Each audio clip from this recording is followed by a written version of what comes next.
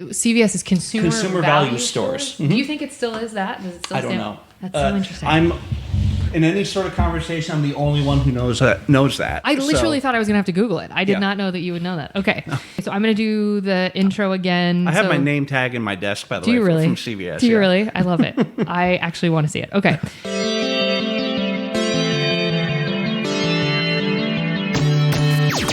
Oh, hi, you're listening to Service from Hell, a podcast featuring people that are currently in customer service positions or the lucky few that got out and all of the good, bad, and infinitely irritating things that go along with that work. I'm actor and writer Kate Gaffney, and I'm uniquely qualified to discuss this as I used to work at a very busy and very popular comedy club in Los Angeles, and at least one of you listening right now has probably grabbed me and told me you were ready to order when I was running around like a crazy person. So, let's eat! I'd like to welcome our guest, writer and producer Chris Regan. He is back from a long hiatus of being on last week, and now he's back this week. So this is part 2 of 2. So if you haven't listened to part 1 yet, you must go back and listen because Chris is originally from New York City, and that's the only reason to listen. Just kidding. Chris has worked on some of the most well-known TV shows and movies that you have for sure seen, not the least of which are Ted 2, Family Guy, and The Daily Show. He's currently a writer for Family Guy. Chris marks our first guest who is a winner of both a Peabody and an Emmy Award, but he has more than one of each of those, which is a big fat flex. Okay, Chris, so where we left off, we were in the entrees portion of the interview last week, and we were talking about you worked in a CVS at the Newburgh Mall, right? That was the Newburgh Mall? Yeah. Okay. You were making $3.33 an hour. $3.35. I'm sorry, I don't listen. $3.35. Let's not cut off your pennies. $3.35 an hour. And okay, so you had just said your friends were like, hey, buy us cigarettes or whatever. And you were like, you tried to be cool, but you're like, nah, I can't do that. Did you have any other experiences there where you were like a little afraid, or did you only really work during the day? You know, the mall closed at like 8 or 9 o'clock at night. And part of Newburgh was kind of a high crime area, but this part of Newburgh was not. So there was never any sort of, like, I don't remember anything criminal happening at all in the mall. So I never felt a tremendous sense of danger, but I'd usually be leaving by 9 or 9:30 at night, and I lived maybe about a 15-minute drive away. So, yeah, I never got the sense that we were going to be robbed or anything. I remember there was a kid, Buddy, who was kind of a tough kid at my high school, who really was pressuring me to sell him and his friends cigarettes. And, I was just like, Buddy, you're a year behind me. I can't buy these. Also, your name is Buddy. You should be 6, and you should have to mature out of that name. So no, sir, we will not. But yeah, I dealt with weirdos. I dealt with mean people. Old people are almost uniform, or back then were almost uniformly mean to people really? in a name tag. Yeah. I encountered very few sweet old people. Really? Like, what would they be mean to you about?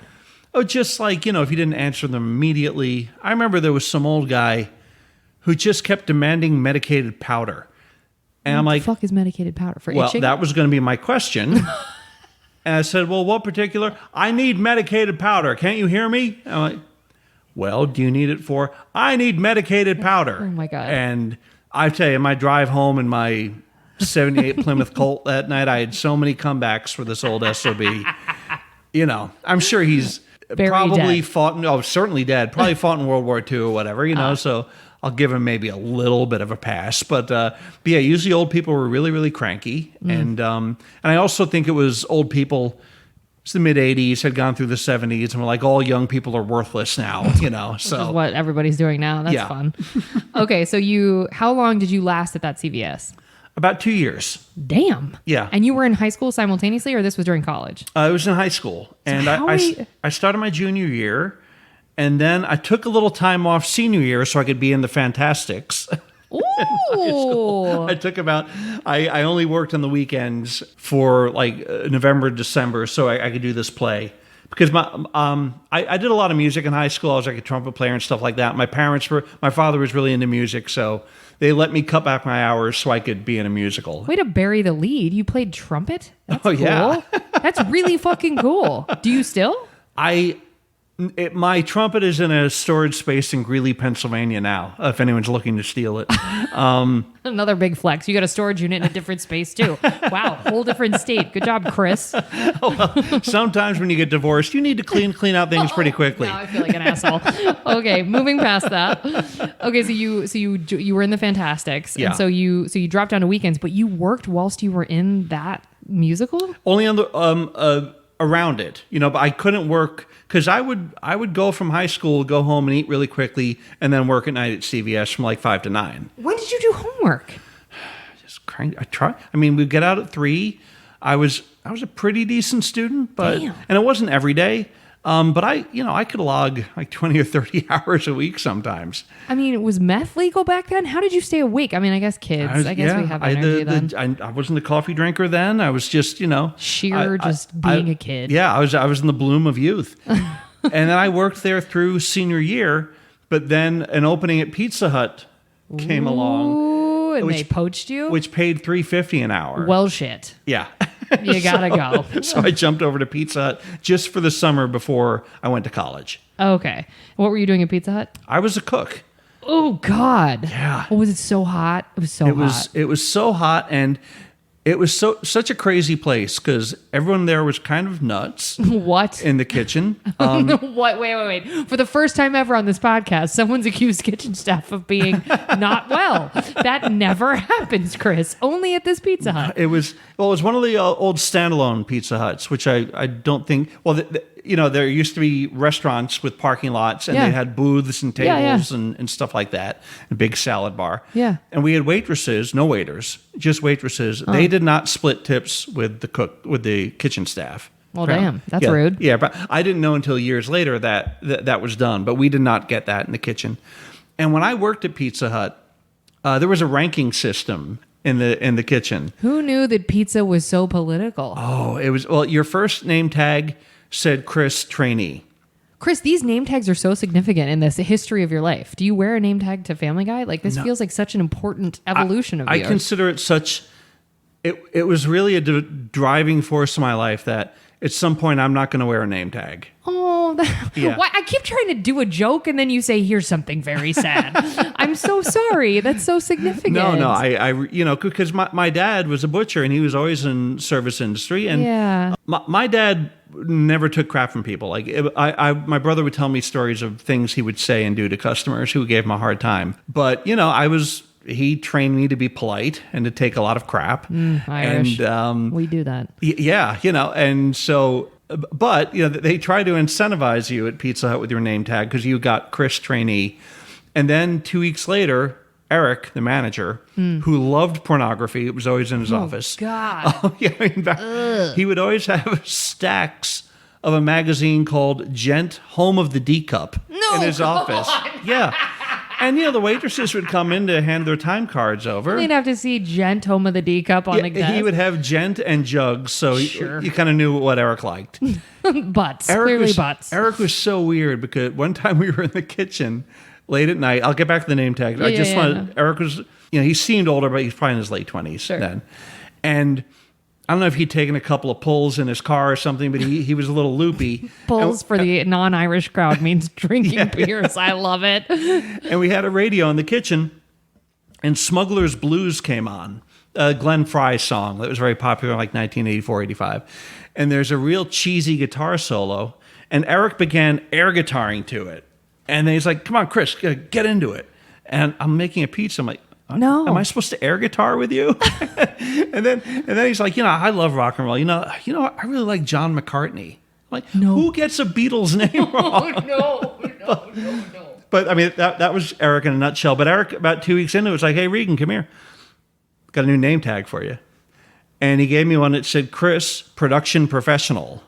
This is okay, but someone like Eric, I'm going to shit on your joke now because Eric is someone who took a lot of pride in being the kind of drunk pizza manager guy, and it was significant for him to give you that. I had made it past that, but there was a ranking above that. Oh God. Which Augie and Jim held, and they were two guys in the kitchen who they both had a drunk driving of course Augie, accent every weekend. Augie's not writing books. Like Augie and Jim would come up. usually report to work Monday with some sort of new black eye or a missing tooth or something. And they were, I kid you not, they had gold name tags that read Doughmaster Supreme, which was... I'm sorry, I thought you said Doughmaster Supreme. Is that what you said? Doughmaster Supreme. It was the highest rank that you could get in the Pizza Hut kitchen before you went to manager. Now, would these get raises? Like after you There would be raises. Okay, so after trainee, now when you're the production professional, I got like an extra dime Okay. or something a week. All right, and now we're up to $360. yeah, and the Great. Doughmaster Supreme guys might have made around $4. Well, But they had to do a test in front of a district manager where they had to make stuff very quickly. And Pizza Hut had some of the best pizza I've ever had in my life. So, like, I appreciate this kind of shit. well, to be it's honest. consistency. Yeah. You know, every large, I can remember, well, back then, every large pie, large pepperoni had 52 slices of pepperoni on it. That's awesome. Yeah, it had a big chart and we had all your baskets, and they really took... Pride in that. Yeah, and they took a lot of the guesswork out of it. So ideally, the product would always be great and the same until like Augie or Jim, both of whom had braces. And DUIs. Yeah, someone returned a pizza that had a braces rubber band in it. No, Yeah. no. I'm going to be sick. I'm going to be sick. It's so fucking gross, Chris. Oh, my God. And Augie and Jim were like, probably the production professional. I'm like, I don't have I don't braces. have braces, you stupid fuck. I'm not the guy. God. But you would do a test in front of the district manager. He'd be there with a stopwatch. Damn. And, if you could hit all your marks under this, you became Doughmaster Supreme. Damn. And Augie and Jim were so... They weren't the sharpest knives in the drawer. What? Like we had, when you took a big pan out of the conveyor belt oven, you grabbed a specially made wrench, you slipped the pizza out of the pan onto the cutting board, and then there was a hot pan shelf and a cold pan shelf. And then you would put the hot pan shelf where it was marked hot pans, so when you would grab to get into their pie, you wouldn't hit... Burn your fucking hands. Yeah. Augie and Jim could never get that straight. How? How is that hard? And I would burn my hand. And, Oh, my God, And it Chris. was, I developed a bit of a rougher edge working in a kitchen. I'd be like, God damn it, Augie, you put a hot pan in the cold pan Yeah. area. And he would hold his gold no, badge he out would to me and say, you want to wear this? What if You he- want to wear this? No, I don't, Augie. This isn't goals. I just don't want to burn my fucking fingers off. It was such... Eric arranged the schedule in such a way that you knew when you had to come in, but you never went home at the time. So every day was like an 8 or 10 hour day. And this was my summer before I went to college, so I just needed to make as much money as possible. So every day was a 10-hour day there. And I think sometimes he would knock it to like 8 on the time card. So He was cheating you out of hours? That's gross. I think it was like, well, you could also lose your job, because I think at my age... Who are you going to go to? Exactly. Wow, that's exploitation like crazy. Yeah, but the idea was like, well, I mean, no other place is going to give you 50 hours, even though you're doing like 56 or 57. That's crazy. But yeah, it was bananas. And So that was the summer right before you went to college. Did you ever get the gold name? No. That was definitely for lifers. Oh yeah. I mean, and who needed to make sure you knew you were just some peon, but really it was like, no, Yeah. you're going to college. You're going to live a different life. And the waitresses were just waitresses. Yeah, Like, I'm sure. They didn't get special tags. But we all wore these kind of elf-like green polyester outfits with little green polyester visors, and it was... I don't know that I remember Pizza Hut with the greenery. We matched the carpet. Oh, God. Sexy. Okay, so I want to get to, you had mentioned you had some gas station craziness, but do you want me to keep going with the questions? Will that sure. lead us into it? Yeah. Okay. What was your favorite job of all of those customer service jobs you just mentioned? Because obviously what you're doing now is your favorite, of course, but I mean of the customer service jobs It was the specifically. gas station. Okay, why? Because his gas was priced way too high. Because there had been some sort of spike the year before where premium unleaded, the Supreme, had gone up to like $1.35 a gallon.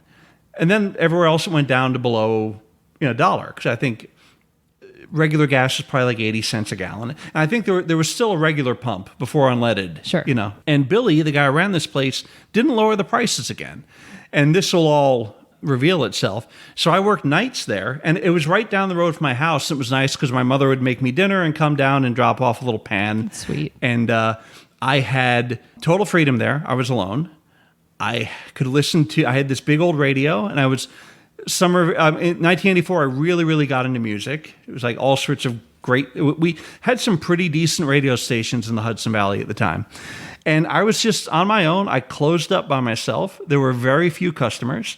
This is terrifying, though. I can't imagine letting my teenage child be like absolutely vulnerable. That's a vulnerable job. Yeah, but I was never robbed. You never were. No. I mean, someone threatened to behead me. Sure. At one point.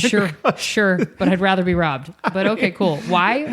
Well, they also had a lawnmower repair business there. Okay. And one fella, clearly drunk, was calling up demanding to know where his lawnmower was. I'm like, well, sir, I'm on the night shift. I'd work like 7 to 10 or 6:30. All the mechanics would go home and I'd be there alone. I could also drink as much Yoo-hoo as I wanted. Oh, well, that's kind of cool. Like that was part of the job. And this fella kept calling and like, why haven't they gotten back to me? And again, I'm like, sir, I can't speak to that, but starting tomorrow at 8 a.m., everyone will be back. And he blew up at me. He's like, I'm going to come down there with my machete, chop your head off, and I'm going to throw it onto Route 208. And he hung up the phone. Oh my God, I would have left. Oh, okay. So I called Billy, who was the owner, and I said, look, some guy just threatened to chop my head off. And he was like, oh, that's Dennis. And Billy's explanation he was in Vietnam. Oh, okay, so he gets to chop my head off, or what's the solution here? Well, apparently everybody he got on the phone was threatened with a beheading. So, okay. So you were this was just baptism. Okay. But it was terrible because I was there alone. Jesus. It was kind of a wintry night, and it took a while for me to find Billy, again, in the era before cell phones and answering machines. Ooh. But then he was like, oh, don't worry, it's Dennis. Oh, thanks, dude. Appreciate you. But it was, I'm good alone. Okay. I'm good working by myself, and I was in this little office that was kind of my own little fiefdom. Mom would bring dinner. I'd listen to Q104, which was a top 40 station at the time. Okay. Occasionally, I'd jump over to WPDH, which was more album-oriented rock. And now they're classic rock, so whatever they were playing new then, they still play. Okay. And I really just kind of felt like an adult. I would open up. I would measure the depth of the tanks to see how much they needed. There was a little chart for me. So I had a bunch of tasks, and I could read. I could do my homework there all the time, which was great. Yeah. And but I might have been the last person to ever see a family alive when I was there, which was what? And I blacked this story out for years, but I remember it was a very, very, very snowy night. And this woman pulled up in an old VW Bug, and she had 2 kids in the car with her. And it was very, very snowy. And I remember even telling her, be careful out there. The roads are bad. And by the way, I've Googled this online. I can't find record of this. And I'm not making it up. But a couple of days later, the sheriff came by with this gentleman who had a bunch of flyers. And like, have you seen her or them? And I was like, I did see them, And I was like, it's 4 nights ago during the storm. They came by and filled up, and they were heading up toward I told them the direction they headed. I didn't know. I mean, we were at a crossroads, and they headed north. And this woman vanished with the 2 kids.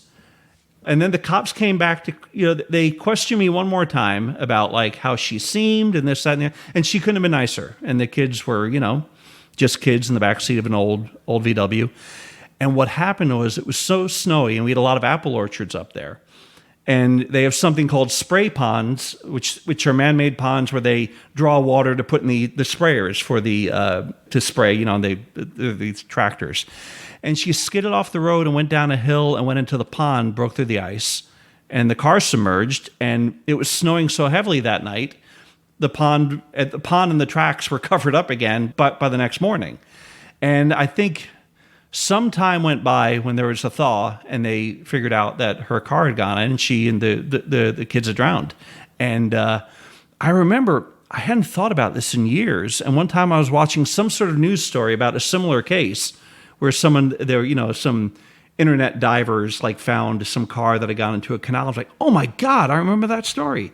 And I've since Googled. I don't really have enough information to do a full Google of it, because I'm like, well, it might have been December of '83, like it's kind of going back and forth in my head. But yeah, I think I was the last guy to ever see this poor woman and her kids Oh, I keep getting alive. chills. Yeah, that's so crazy. That's the craziest story that I think I've heard on the podcast. And like that tracks for like a gas station is almost always involved in these. I listen to a lot of crime podcasts and like watch those shows.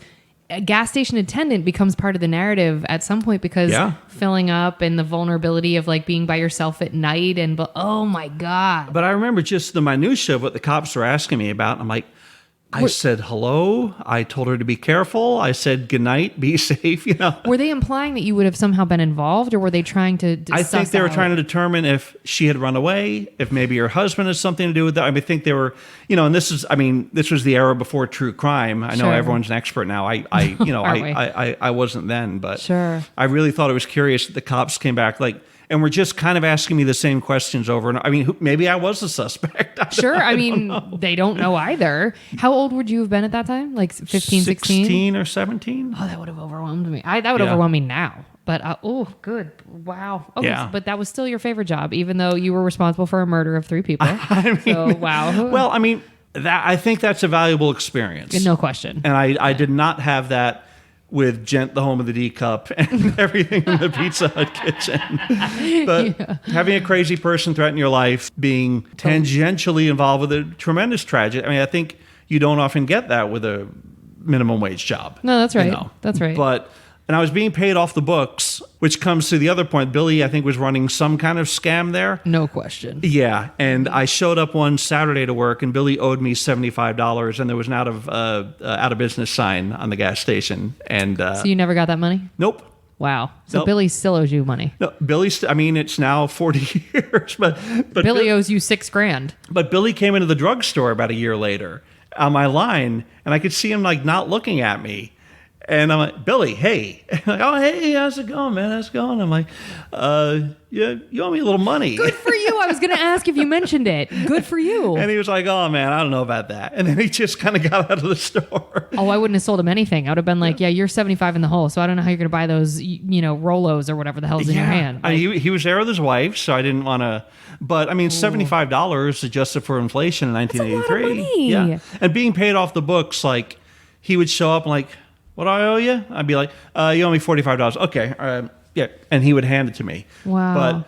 But he was running up a tab to about $75 because I think I'd, worked a week and a half or something. And then, were they actually closed? You would go back a week later? Oh, yeah, it was gone. For sure closed. Oh, okay.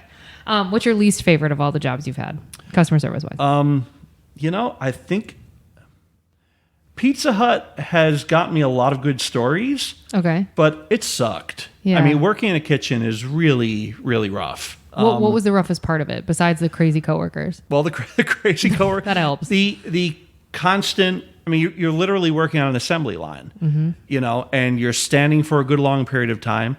Occasionally, you're running to the back to run the dishwasher, which is hot and gross and wet. Yeah, which is almost like torture. Yeah, it's awful. You're just there and everything's so muggy, and you have to spray people's crap off plates and then put it in the machine and yank down the doors and then move.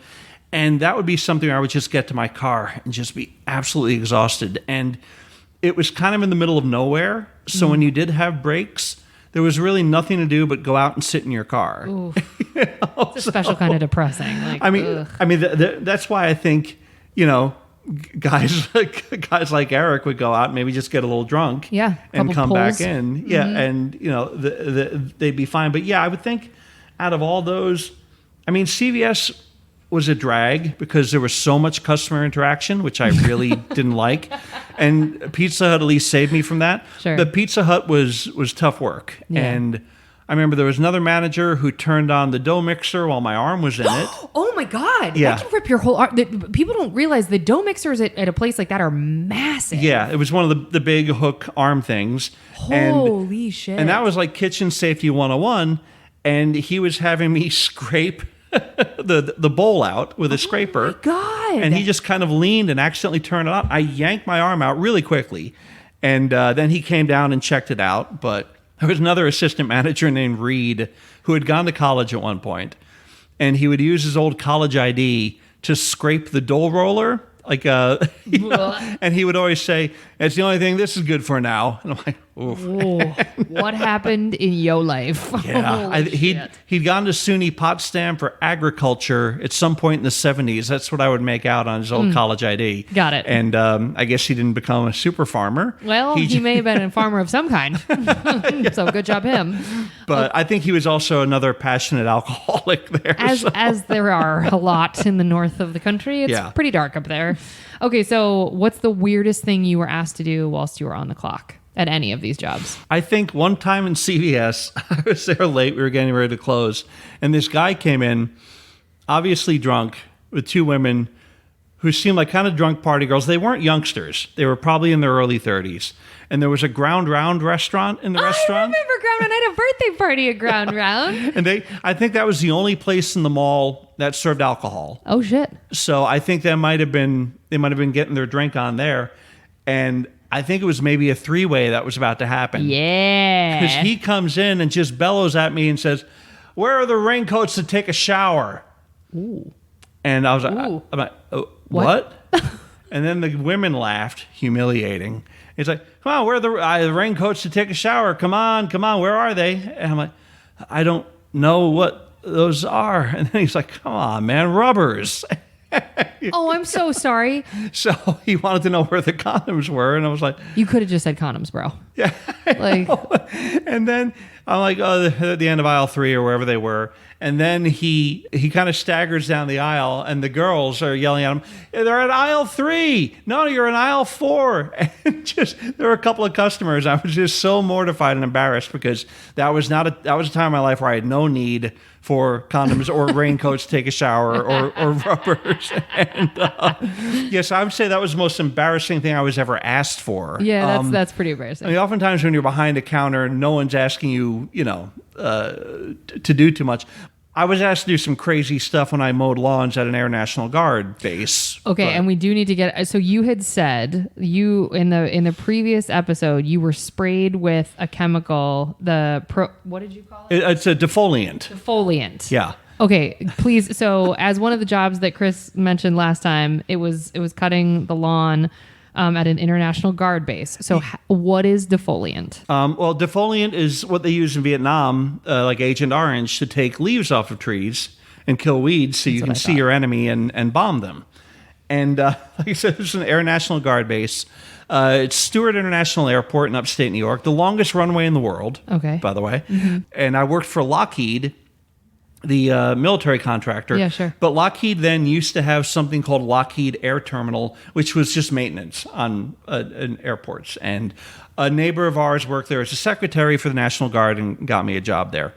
And that was a lot of lifers who were guys who mowed lawns. And every summer, they would take 3 college kids who were usually connected to an officer or a civilian who worked on the base. So we were there.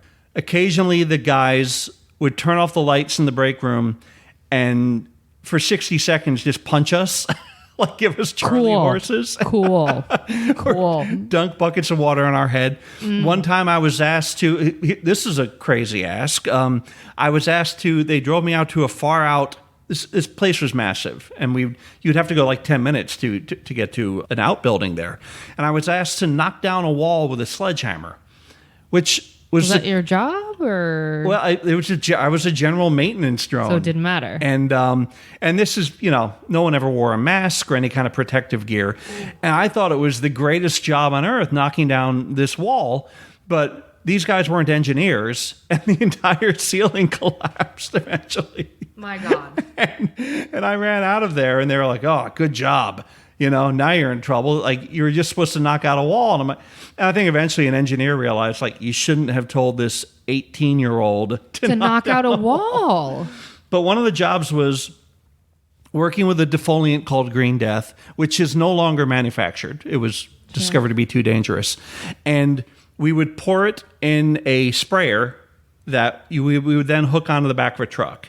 And one of the lifers would drive the truck. And one of us college kids, we would wear a respirator suit and kind of like what you see in, like what the guys were wearing in E.T. Sure. And then you would wear a mask, and because you would need to wear a mask while you were mixing it, because it was poison mixed with a couple of parts water.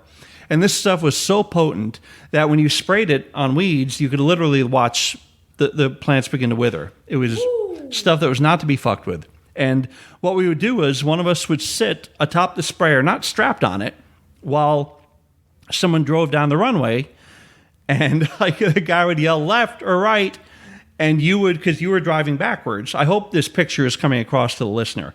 But basically, I was on the back of a cart being pulled by a truck, and this cart had a motor on it, and it was a sprayer, and I had a spray gun, and I would spray back and forth and hit weeds coming up in cracks in the runway. This was $5.25 an hour.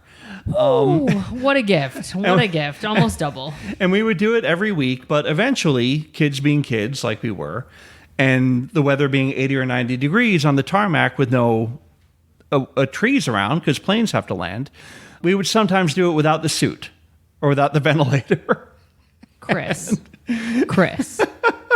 Because we're going to live forever. Of course. We're kids. And your boys. And you're, not all cis white men have full advantages. This is the disadvantage of being a cis white man. So I was there sitting on the back of it without wearing my ventilator or my suit because it would just get so hot. And that day we had a new lifer there, this guy named Dion. And again, not the sharpest knife in the drawer. Dion would wear nothing but tank tops. And his last name, should I say it? Yes. His last name was Sestaro. But the tank tops would be so low scooped that we would call him Chestero because we always saw his chest hair. Of course. But he really wanted to make an impression. It was a union job to be there for life, So he was like, "Oh, we're not doing this fast enough. We got to do this faster." And again, I was leaving at the end of the summer, and Dion kept turning up the pressure on the pump. So more. And this is the day you're not wearing your suit, no mask. Yeah. Okay. Yeah, and he's safely in the cab of the truck, pulling me along. And he's going at a good clip because he wants to show these guys, we can do this so quickly. I can do, as supervisor to these kids, I can get this done. And then we stopped again, and he's like, I'm just going to turn up the pump a bit more.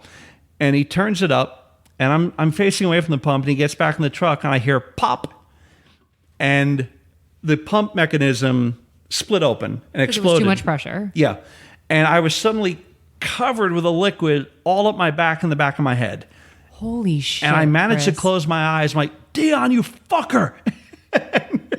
Dion hopped out. And Dion was a volunteer fireman. That was like his big passion in life. Yeah, sure. So he knew the guys at the every airport of this size has their own fire company.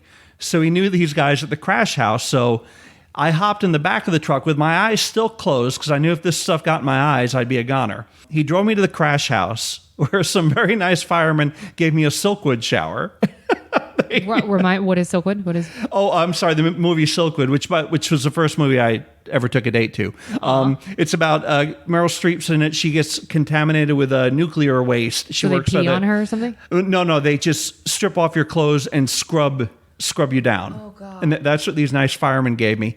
They threw my clothes out. They gave me like fireman's clothes to wear. Was your skin burning? Were you in so much pain? No, everything was fine. And I drove home my fireman's clothes and had dinner with my parents, then went to bed. And I went back to work the next day. I reported at 9 a.m. or whatever we were supposed to. And the supervisor was like, you got to go to Lockheed.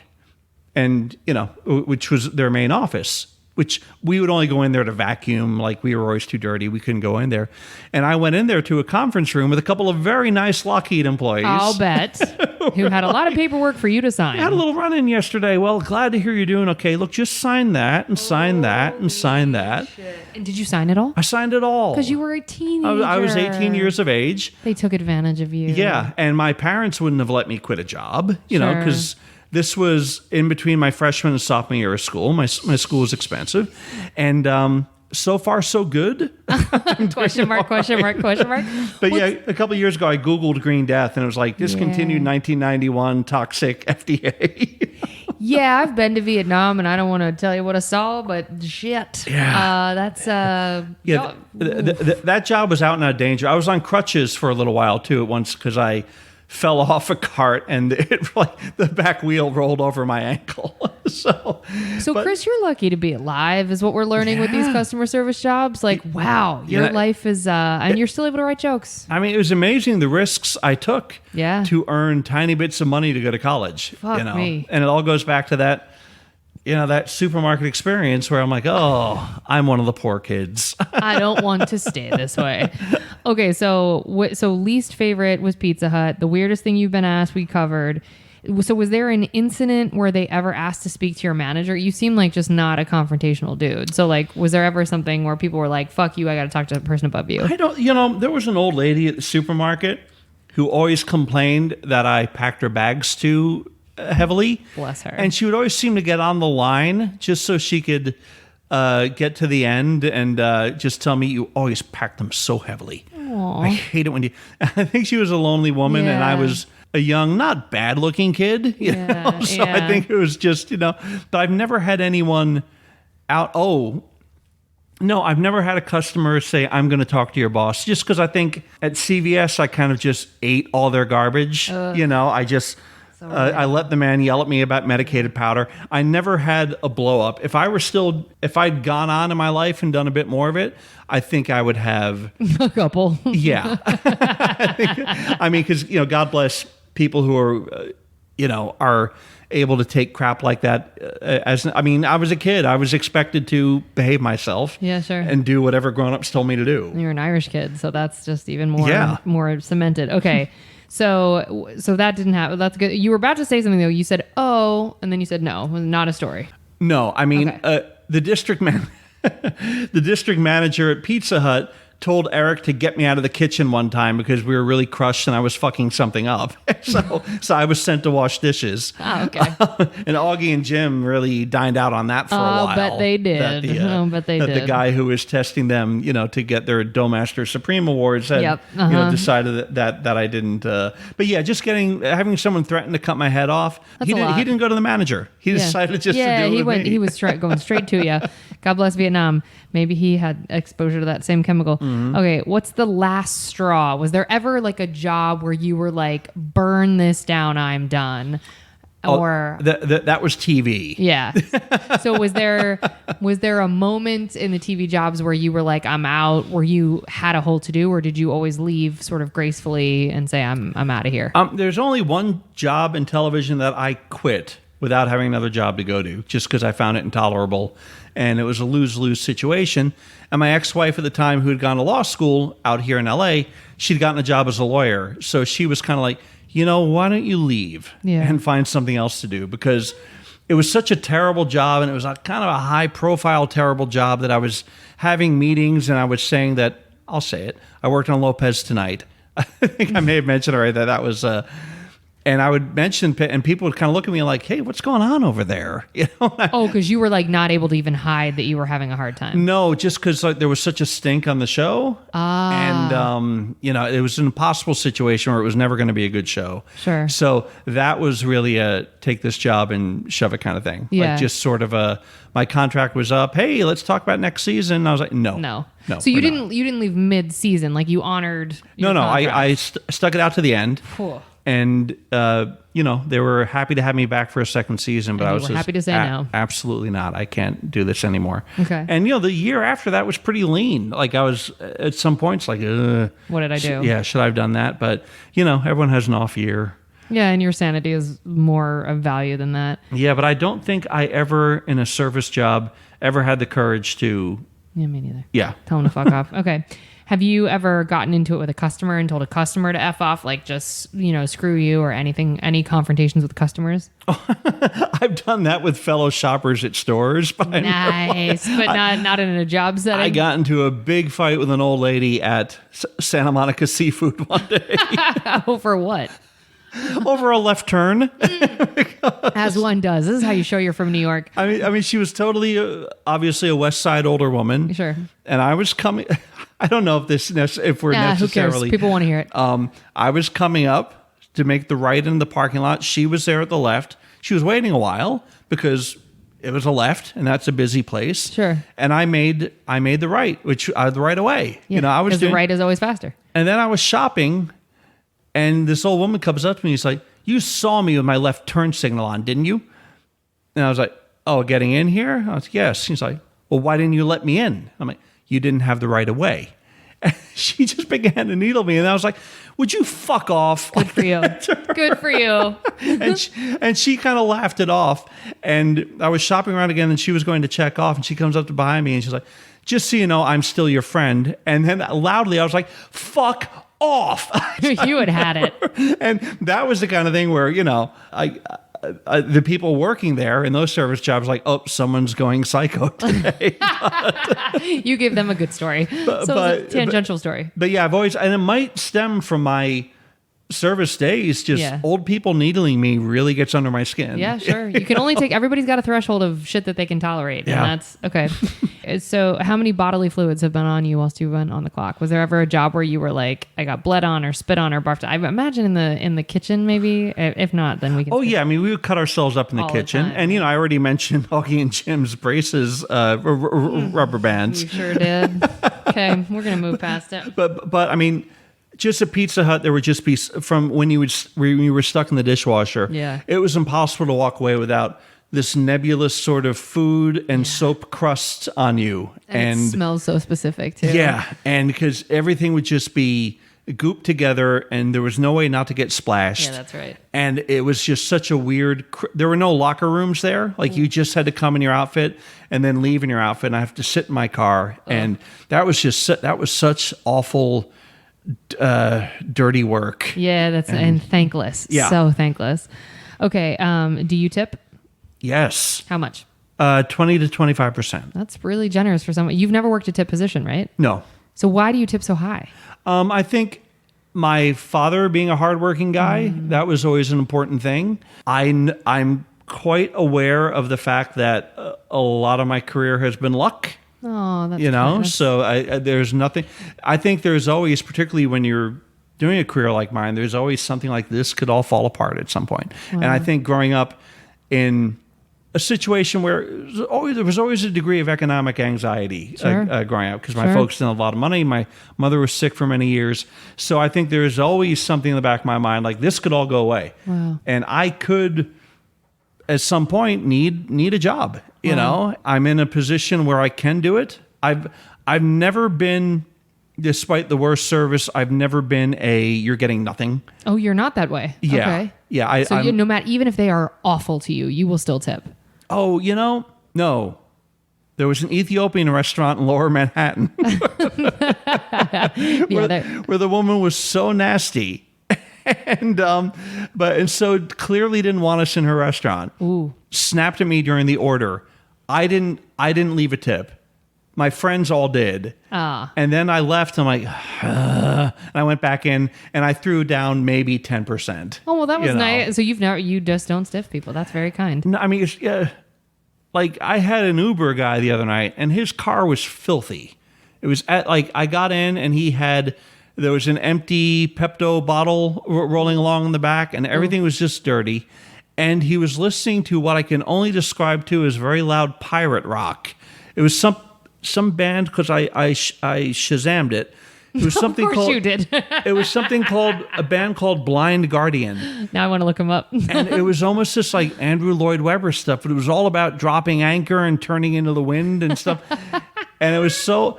And I tipped him 20%. Instead of 5 stars, I gave him 4. Sure. Because I just wrote the car needed vacuuming. Yeah. And I looked at my Uber rating. I'm like a 4.8. I'm like, wait a minute. Yeah. Who? Him. Yeah. It was him. It was Pirate Rock guy. He's like, he didn't come in with an eye patch, so I'm giving him a 2. Yeah, I had an Uber one time where the guy had clearly been smoking beforehand, like in the car. Weed or cigarettes? Cigarettes. Ugh. And that was like, have you been smoking in here? It's like, no. You're like, you're lying. You're a liar. Okay. Yeah, and you're like, cool, now I smell like smoke. But I think I gave him like 3 out of 5 stars. God, you're nicer than I'm willing to meet people halfway, but I'm not a big... actually, come to think of it, I complained about a server, but I still tipped. Well, that's nice. It was one of those like COVID's finally lifting, and we have an outdoor area. Please be masked, this, that, the other thing. And our waitress was talking to 2 old guys at the next table, talking about like, well, this COVID thing is really political, isn't it? Blah, blah, blah. And just being a total anti-masker and anti-vaxxer. And I wrote to the manager of the restaurant and just being like, hey, if you want people to come in, maybe don't have that conversation. You can have that opinion, but maybe just don't be so... keep it to yourself, not be blaring it. I never heard back. So of course not. For all I know, the manager... It was a restaurant in Santa Monica. For all I know, they were all anti-vaxxers. Yeah, they don't care either. Okay, and have you ever been fired from a customer service job? I was one time, I was working for a guy who was laying carpet one day. It was, he was the brother of the woman who used to do my mother's hair. And it was, I think, right before I got the airport job. And they picked me up in a van, him and another guy, and I was wedged between them. And we were going around laying carpet. And they were both tradesmen. Like, he was like the master. This other guy was an apprentice, and I was just going to help out. And it was a long day. And then the next morning I walked out to the end of my driveway in the thermos, and they just never showed up. Holy shit. So you weren't fired necessarily, but you just were never picked up. Yeah. That feels good. So I was fired, and then he paid me for that day through the woman who used to cut my mom's hair at Total Eclipse.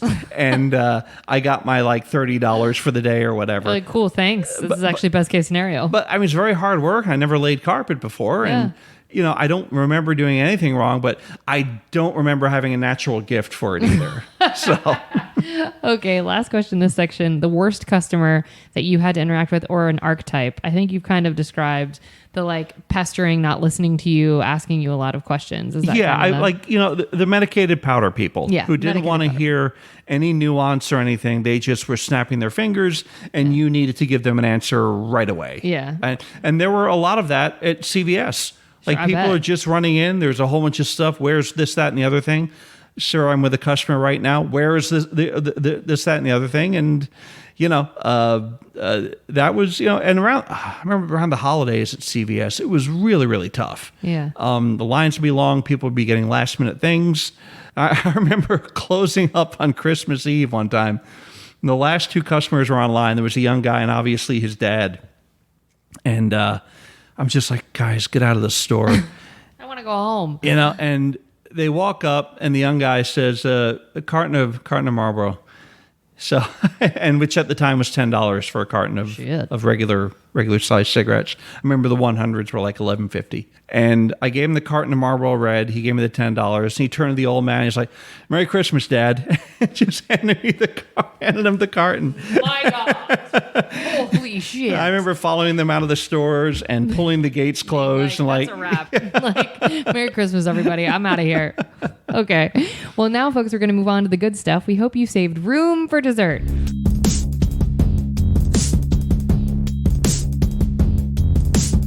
Okay. What's the nicest thing a customer has done for you whilst you were working? Someone gave me $1 bill when I helped them with their groceries at Great American. That's the saddest answer of all time, and also that's honest. Okay. But none of my jobs, I never remember getting a letter like, "Hey, like this one kid was particularly helpful." And there was no going to corporate on your behalf. No. Yeah, I think I think I was just grateful if no one gave me too much of a hard time. Fuck. Okay, that's so honest. Okay, and what's the best lesson you've personally learned from having worked these jobs in customer service? I think not so much a lesson, but I think I did learn some compassion. I never until I worked at CVS, I never realized that people would just approach me and be unpleasant. Sure. And I was a kid who worked very, very hard in high school. I was my class president. I was my class vice president. I was the band president. I was the National Honor Society president. I was too. Yeah. I was NHS president too. And I was a kid who, while certainly not football player popular, I wasn't like bullied, and I was kind of respected, and people kind of looked at me as, he's a kid with a head on his shoulders, and he's doing all this because he wants to get into college. It's not because I had any particular passion for service, but to get outside of the walls of my high school and suddenly be treated like a schlub by old people, and sometimes by friends' parents. Or sometimes by alleged friends, Danny. Was it Danny? Yeah. And I think that was a big lesson to me to, nobody's such a hotshot. Sure. At any opportunity, things can turn around, and just go forward and at least try to greet people nicely. Sure. If someone gives it back to me in the service industry, I'll give it back to them. Good. I'll still tip because I'm a coward.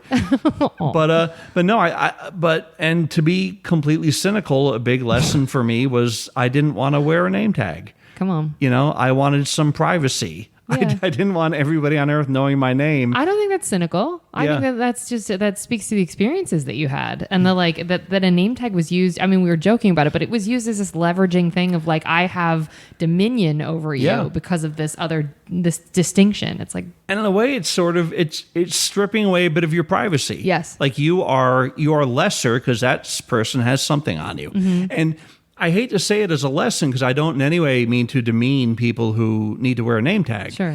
But I realized that it was something I didn't want going forward in my life. Sure. And it's good and it's honest work, but I needed to escape that. Sure. And get away from it. sure, I get it. And you learned, and you're away from it currently. Yeah.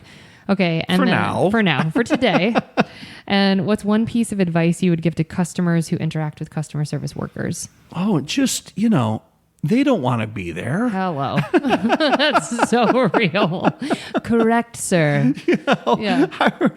And they're probably working harder than you are. Sure. It's occasionally I find myself like if I'm shopping, can I help you, sir? I'm like, no, or he asked me, I have to, but then I have to remind myself like they aren't doing that out of their own free will. That's right. There's been some memo from the head office at Consumer Value Stores that you need to run out there and hit somebody and talk to them. And part of your work is commission, and I can maybe take it easy. Yeah. And I can say, no, I'm good, and go on with my day. And I think they call them touchstones or something like that. You have to touch, whether it be verbal or physical. There has to be some sort of touch with every customer in certain spaces. And like, no thanks. Yeah. No, thanks. And, it's exhausting. At one time people just worked in stores, and now there's a whole industry teaching you how to work in a store. Yeah. And, I guess maybe make it so you aren't the guy people talk about after you leave. Hello. That's awesome. Yes, that please. And is there anything you wish, like final question, like anything you wish people knew, like say, talk to someone who's never worked in customer service, apart from the lessons that you've shared, is there something that this little nugget would help everybody working in customer service if everybody who hadn't worked in it knew this one thing? Well, first off, isn't it nice? You lucky bastard. Lucky you. what a great life you've had. Yeah. I think it's an important thing, and it sounds a little new agey, and I didn't really pick it up until about 10 years ago. I think over the last 10 years, I've become a bit of a better person. I used to be a little bit more, judgmental and a little quicker to put my dukes up, but you don't really know what a person's journey is. That's true. And know how lucky you are that you're on the other side of that cash register. Yeah. And chances are, if you've never had to work a job like that, it's not because of your ingenuity. It's not because you're living off the land and you've been trapping or whatever. It's nepotism. It's familial, whatever. You're just lucky. Yeah, it's because you had wealthy parents who said, you need to concentrate on school. You shouldn't be working, at McDonald's. Yeah, sure. It was very clear to me that if I didn't work, there wouldn't be any college. So I needed to go out and work and still get in tremendous debt. Sure. Real talk. Nothing compared to what people now get Hello. into because the loans weren't nearly as predatory. Shout out to Sally Mae. This is an ad for Sally Mae. Fuck you. Oh, I mean, I had Sally Mae at one point. Like my debt was bought by a couple of different people, and someone was making money. Mm-hmm. But I worked hard, and I booked a national commercial, so I was able to pay it off. And why don't those young people do that today? Just book a commercial, fuck faces. Just book a commercial for Puff's facial tissues. Why do you need to have your debt erased? But yeah, just, no one's a self-made person. Come on. You did not emerge fully formed. You did not get to where you are without a little handout along the way. A lot of favors. And, That's right. I see libertarian people who post things online, and I'm just like, I don't know how you're so self-sufficient. But high fives. I enjoy spending your parents' money. Yeah, Yeah. But yeah, to that, I mean, yeah, just I guess boil it down to get over yourself. Hello. And I mean, good for you that you got to such a point without ever having to work. High five. I'm sure people had a justification for it, the people who were providing for you in such a manner, but I think it would have been better for you to do. That's right. I know some very wealthy people whose kids work. That's great. And that's fantastic. Yeah, and I think and I know those kids, and those are better kids. That's right. Than the ones who have just been able to pursue their dreams. Universally. That's right. Well, Chris, this was such a delight. Thank you for 2 weeks worth of your time. We learned so many things about you. It's been so lovely. How can people get in touch with you? Do you want people to find you on the socials? People can find me on Twitter. Okay. It's Chris R. Regan. Okay, can you spell that for our very it's smart at Chris, ChrisRisRREGAN. Okay. And I really, I know people hate Twitter. I really like Twitter. You're good at it, though. Thank you. Yeah. I mean, I really, I really loved writing jokes, and that's not so much a part of my life now. I mean, Family Guy is a very joke-heavy show, but I like politics and history and stuff like that, and I like to joke about that, and it's a nice outlet for it. And I often tweet in such a way that people can't reply. Smart. Because I don't need help. I've You've been doing this a long time. You're not looking for notes. Morgan Murphy, a great comic and writer, wrote on Twitter very early on when I joined, until Twitter, I never knew that my jokes had answers. She's so funny. I delight with her. She's writing on a show right now, I think. Anyway. Oh, I'm sure. It's not about her.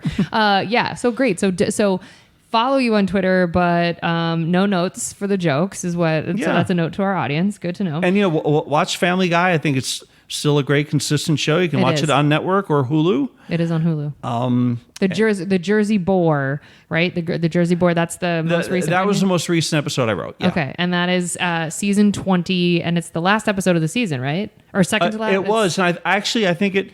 I don't know when this is going to be on, but I think it repeats this Sunday. Amazing. Yeah. So, okay. But you can watch it on Hulu. I just watched it today, actually. Well, folks, we're going to drop your text now. Thank you so much for listening. If you want to help us out here at Service from Hell, we'd love to have you subscribe, rate, and or review the show wherever you're listening. But you're listening on Sirius XM right now, channel 771. She's so funny. So thanks for having us on, Sirius. It will help us reach more people that need to be schooled on the art of being kind and will be catharsis for those of us still working in the industry. If you want to get in touch with us here at Service from Hell directly, send us your receipts to servicefromhellpodcast@gmail.com. We'd love to hear from you. Remember, if you can't afford a tip, you can't afford to go out. So don't be garbage and be good to people. It's easier that way. Thanks, Chris. This was super great. Thank you for having me on. All right, folks. Thanks for listening. Good night.